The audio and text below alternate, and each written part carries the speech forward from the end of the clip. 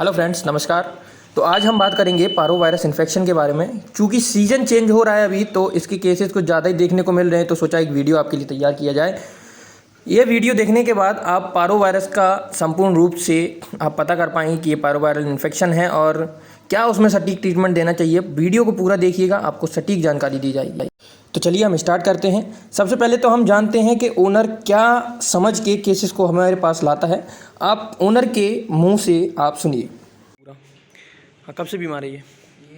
6-7 दिन हो गए। 6-7 दिन से बीमार है। अच्छा, ये उल्टी दस्त कितनी बार कर रहा है?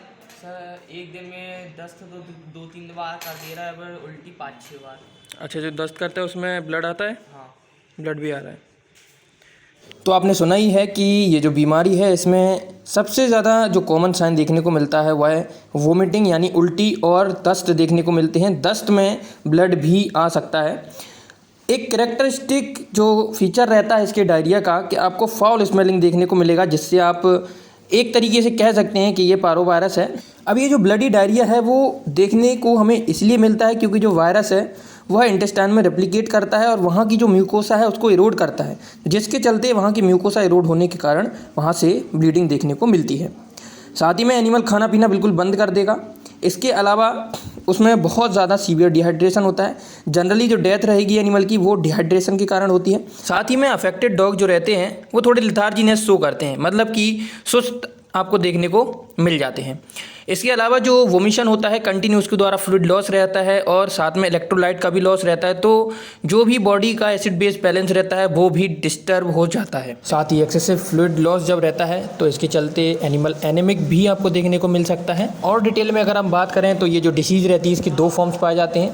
पहला फॉर्म रहता है जो मायोकार्डियल फॉर्म, जिसको हम कहते हैं, वह जनरली 8 वीक से जो कम एज के पपीज़ रहते हैं उनको अफेक्ट करता है और जनरली इस केस में जो सक्सेस रेट रहता है ट्रीटमेंट का बहुत कम रहता है।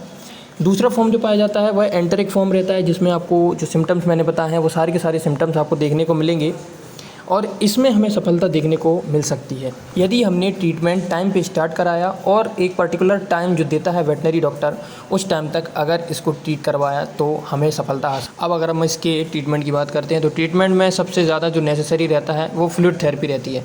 तो फ्लूइड थेरेपी ऐसा नहीं कि कितनी भी करनी चाहिए, उसका भी एक प्रोटोकॉल रहता है, शेड्यूल रहता है, जो कि आपका वेटनरी डॉक्टर आपको बताएगा।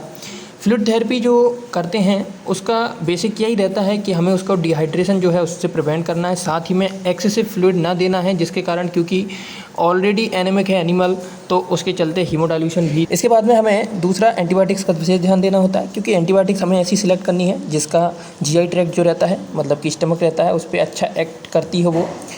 और साथ ही में अगर हम कोई ऐसी एंटीबायोटिक यूज़ कर रहे हैं जो फर्दर डिहाइड्रेशन कॉज करती है तो हमें पहले फ्लूइड थेरेपी करनी है, उसके बाद ही हमें वो एंटीबायोटिक्स का यूज़ करना है।